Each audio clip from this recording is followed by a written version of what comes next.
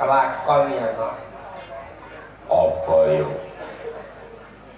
poso-poso wayangan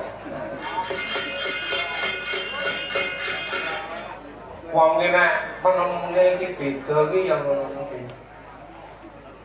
ning ora dadi apa sing baku ngibadahe ra tetep dilakoni tapi baku syariat ki penting kabeh iki muter jari ana wis teko tataran makrifat nek syariat iki ora digunakake ora urung enteng-entengane ya dadi wong kamprung wong mung nyinau donya ki suwung mongko wong dilairke ning donya ki apa karepe nindakake apa to kang dadi dawuh parentah Gusti kang akarya jagat tembunge mung sadrema nglakoni dadi ora perlu diprusa ora perlu dioyo hari demi hari waktu demi waktu ki isane mung dinikmati ora kok mikir arepe sugih wong nek ora kedonyan ki malah entek pikirane nggo mikir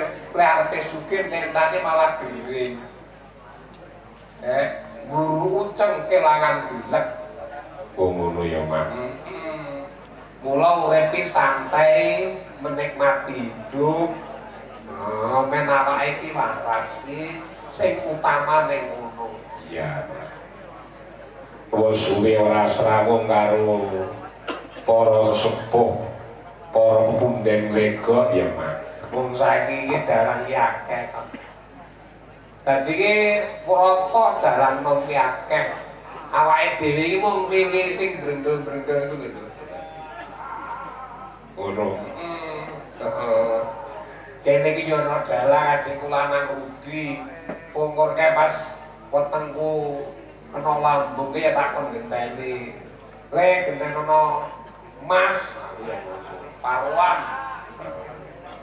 seprapat ae kowe aku ngono Rudi yo bodal bocah wedi nek karo aku ngono mati Lah iki tinimbalan panjenengane Bapak Heru Sunaryanto ya kuwi ulang tahun kelima cucu panjenengane Elden Sangkara Basa Prianggodo wong asma kinarya jompo tenan kok. Wong iki nek gelem ngrungokke pituture Pak Heru iki pancen iso dadi wong. Gunake kaprong to gunake ngelmu sing diarani Astabrata. Dadi Pak Heru ora dawuh, Pak Sun niku guru kula mboten kuwalik. Pak Heru niku guru kula. Wis cilik kula pun tepung kalih panjenengane. Ngoten. Wis tepung karo watak wantune piyayine piye kula niki pun apal. Ngono ya, Mak. Ning blopo banget yen antuk rejeki iki kelingan karo kanca. Panjenengane iya. Mula nganggo patokan Astabrata, urip ki nggawe patokan Astabrata lae. Nek nuturi kula wonten. Nirwa bimi sipate peparing. Ngene iki aku di duwe tak tukone beras tak tum-tumne wong akeh. Pak Heru kaya ngono kuwi. Kuwi nuturi kalih kula. Nerokno bumi ditanduri bakal ukul. Nerokno banyu sipate kesabaran. Dadi wong urip iku kudu sabar. Aja nganti wong urip iki kereng ora kena. Wong urip nesu bengok-bengok iki ora kena. Tuture Pak Heru ning aku iki kaya ngono. Mulane aku dadi wong sabar kaya ngene. Bubar wis ora wayangan ngono. Ngono Pak. Lah iya. Nek Pak Heru mboten. Ngono. Dadi aku teko kene langsung panjenengane nggoleki aku mergo aku iso ngomong ngono. Ilmune Pak Heru tak serap terus aku iso ngomong karo panjenengane. Wah. Nerokne geni sipate adil, nerokke angin sipate jujur, nerokke srengenge sipate arep pepadang marang sagung tumitah. Nerokke rembulan tansah angasepit yasing sagung dumati, tegese wong niku sumek mesem guyu grapyak semanak nyopo karo sapa ae. Aja peh mobile anyar enek wong arep simpangan titik kleru dipentelengi aja. Guyu, sorry Mas. Dadi wong numpak motor barang niku ora nek sing bener. Sing bener rasa toleransi, nek wong kleru numpak motor maklumono. Ngono. Nerokke mendung ya kuwi aweh kesuburan marang tanem. Wah, dadi kunci Astabrata kanggo urip ki kuwi utama. Mula ditungake muga-muga cucu sing diulang taun iki sembada jati mucut saka gendungan luput saka kudangan sembada bisa ngresi apa to kang dadi lelabuhane wong tuwa jumbuh karo gegayuhane. Muga nampa berkah Gusti kang akal jagat kaparingan sehat. Amin. Amin ya rabbal alamin. Uga ndongake marang sepuku ngrego kula ndongake muga-muga panjenengan tansah kaparingan bagas kewarasan Pak dipun amini nggih Pak. Mugi-mugi tansah kaparingan bagas kewarasan, kaparingan lancar rezekine, BPKB sing ning BRI nggih ndang metu, sertifikat sing ning BRI nggih ndang metu, wis ora duwe utang, ora duwe angsuran, niku iso ngrasake napa penake urip umur panjang. Wong sing marai lara niku mergo mikir duit utawa butuh. Yo, saiki gandeng bintang tamune akeh, monggo sindene ra kurang saka 11. Pak Heru mang tak milih Pak sing dikersakne pundi. Ya ngono. Wis kalah kok tak pundi ya. Ya, terke tembang sing penak dhisik. Ya arep tak suwun tembang sing iso ndadekke ati matres apa mak mijil ketoprak sing tak suwun gendutani. Jadi tak tudoke klasike Dadi wayang itu aja campur sari. Lakone kudu jelas, dibayar tenanan wayangane. Campur sari gandutan iki. Dalang piye iki. Iki klasik ya enek lakone jelas, judule jelas ngoten lho. Nanggap dalang aja sok dalang. Dalang ku malati. Sing roh sejarah dalang nggih kula niki cacahe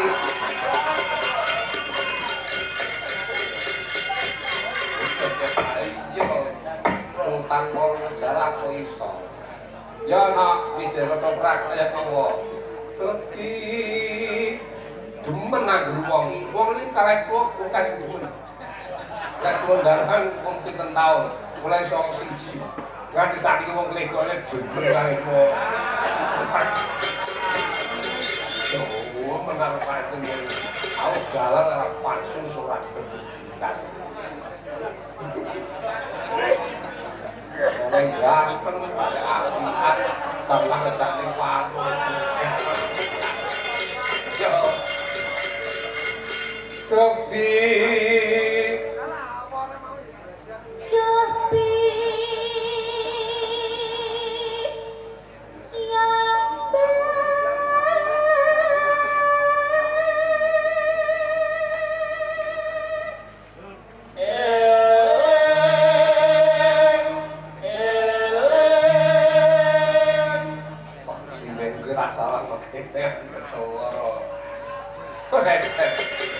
Pateng perengkul. Rekon dhuwur gila ya. Tenang yakin. Ya ampun iki diomong.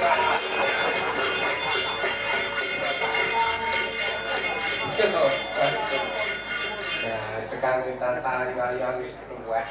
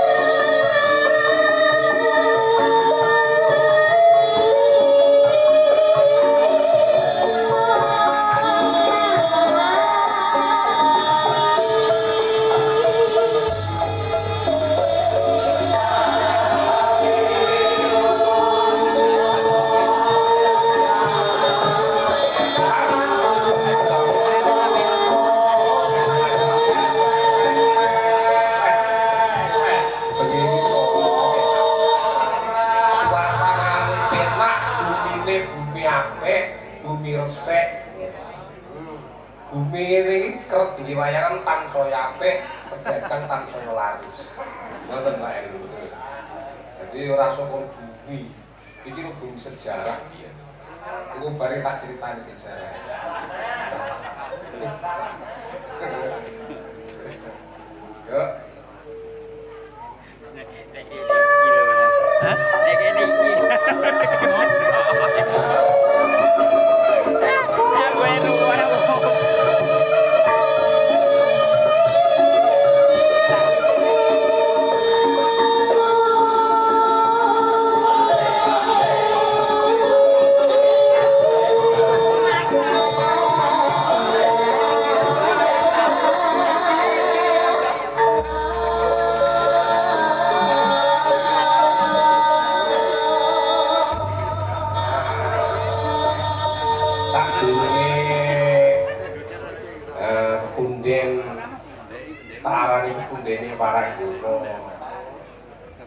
Mbak Elisa karo panjenengane Senkatin diaturke tadi ben bocah-bocah iki ben jaman sik.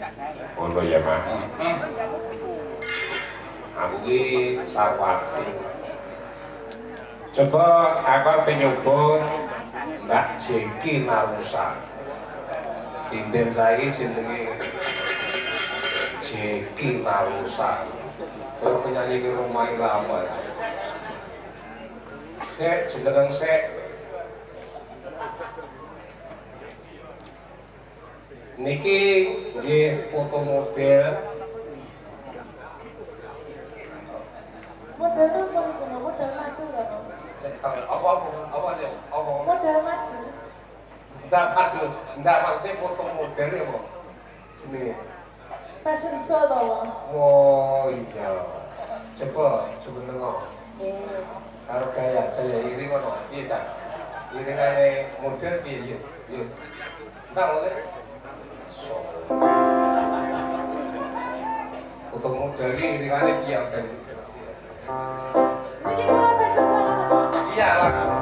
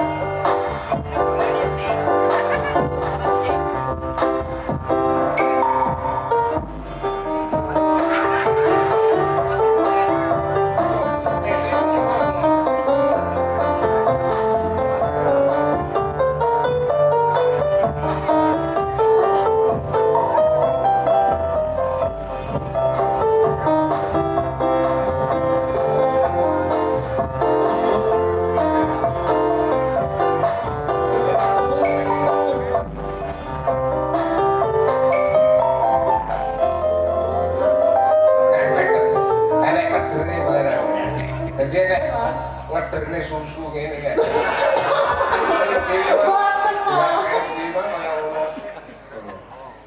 Lah niki lak jenenge menghibur iki Pak ya. Nggih. Tembangno sambung wanci dalu.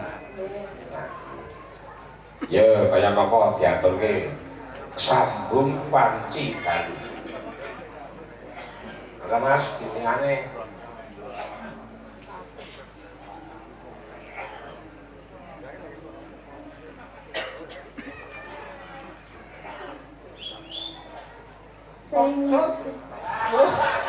Siya sama Bapak, Mang. kuwi kok. Lah kuwi karo laras ki paling cepet kok. Mentane ojo sok gampang kan iki wong maneh.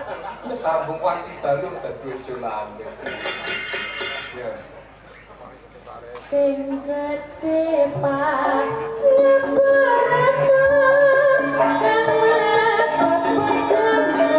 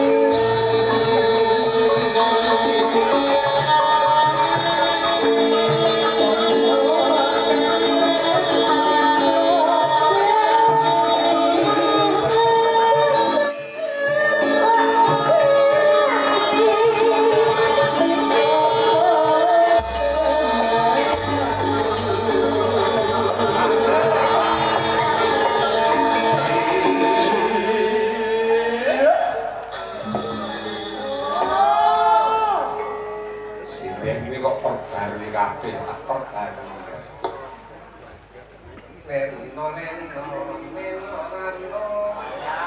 Keren tuh mo. Kaya kuwi lagu iki. Sanes. Mendang boyo.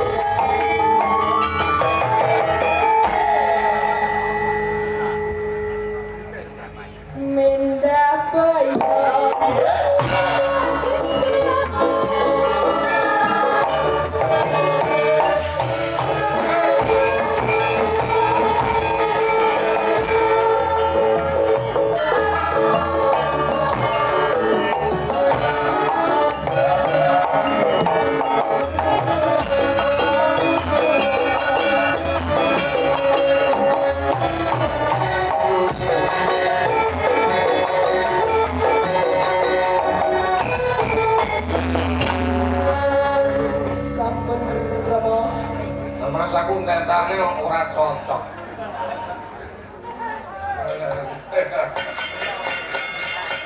Kaya ora gandeng ngarep. Assalamualaikum warahmatullahi wabarakatuh. Padahal Pak Sony badhe nyuwun lagu peling kalian Blitar. Niki mangke kula aturaken Pak ya, pacot kira rembang sinden akeh ya aku nek ngene iki karo leren kula ngarep tak katekne mbok guyone ya tak katekke. Aku arep nyuwun para dono sing manggon panjenengane Mbak Ellen Octavia. Lek biyen sinden kuwi jenenge Supre Mulyati. Saiki Jeki Warusa Ellen Octavia. Beda zaman ya Mas, beda zaman. Maka Mbak Ellen laturi Cina. Iki kaya kemlemane bagusi bocah.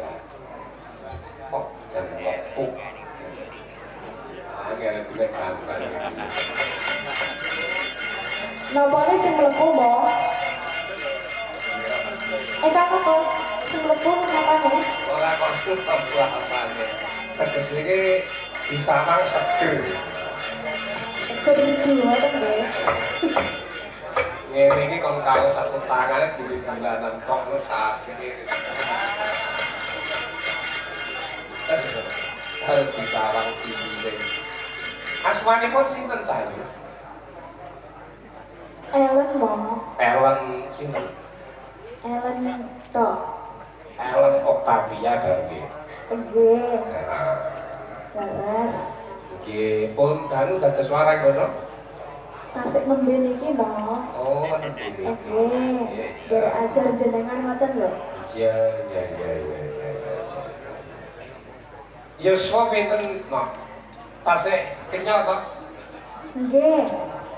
Mas Tero di bojo. Dereng. Oh, cak. Kowe rasa rapi cair gendeng kowe. Gendeng lan.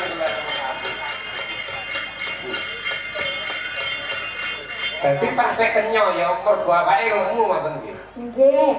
Remen maem ngoten lho namung. Anu pernah sekolah. Nate. Anu, apa? Sekolah apa? Senawia. No, Guru mau. guru. Nggih. Kuliah. Nggih. SD, SMP, SMA.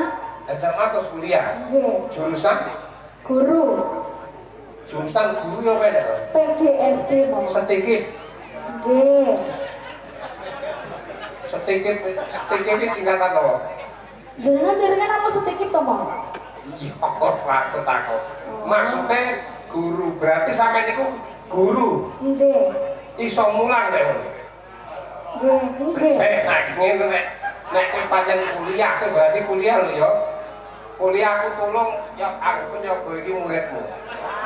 Sik cara sing kok lagi kira-kira bocah SD mau bocah SMP. SD mau. Oh, cara buku kono, bu guru mau masuk kelas. Saya pergi. Ya. Oke. Anak-anak sudah duduk di kelas. Oke.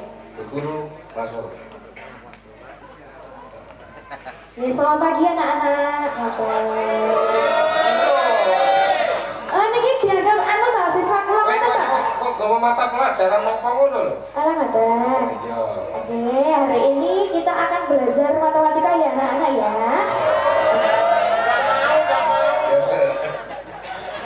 Ya, sinten-sinten kemawon anak Lura, anak Care, anak Bayan ngoten mau. Oh, tadi ngono ya. Nggih. Sampean maksudnya nyinden karo dadi guru pilih. Apa guru kok anggap komprengan, apa sinden profesionalmu, utawa guru itu profesimu, sinden omprenganmu? Guru oprengane mau. Ngoten. Oh iya bener. Ya sakal mulah lagi. Lagi pakai lek sindene oprengan jenengan pecat kula. Yo kan. Pecat kowe lagi apa bocah kok ngono. Dung meneh. Iya itu kan. Oh manusia nong tidak sesuai. Masih sinten jenengan? Saiki wis ora wani ya. Oh, mboten wonten. Pun tobat nggih, Mang. Ora kok tobat, karep duwe, tapi cara nglakoni ngene wis rada rasa-rasa. Ada, alhamdulillah. Pengen ngaken-angen. Oh, nggih. Bayangne. Nggih. Ono anu piye ngono. Bayangne. Anu tampa pikirane ngoten to? Angen-angen nih. Angen-angen iki. Kira-kira piye yo. Yo, aturno tembang sing apa lho? Tahu tembang apa kae? Apa? Apa? Ngai ngombe. Imbangono katresnaku. Lah iki. Nggih. Besok. Lagu iki sing tenan. Lagu. Lek latihan ping suwida. Lho, wong ki jarene arepe nyindeno wis suwi, nek ora gelem latihan serempak kuwi ora tak genderi ora bakal iso. Ngoten nggih. Heeh, nabiyanto kowe iki sinden anyaran ning nek pernah nyanyi ping 1000 paribadane, lha jam terbangmu padha karo sinden sing profesional. Ngono. Ya, timbang ana katresnan. Oh. Oh. Dan iki buka celok nggih, Bang. Ah ya. Apa? Pengen atau sudah keluar mereka tas numpak kapal galang Oh, kata saya buku-buku ngoten. kayak sebelum mati. Oh, dari ngaton. Wayangan kuwi tepi-tepi, Pak. Kayak timur. Gumun boten sampean. Ya.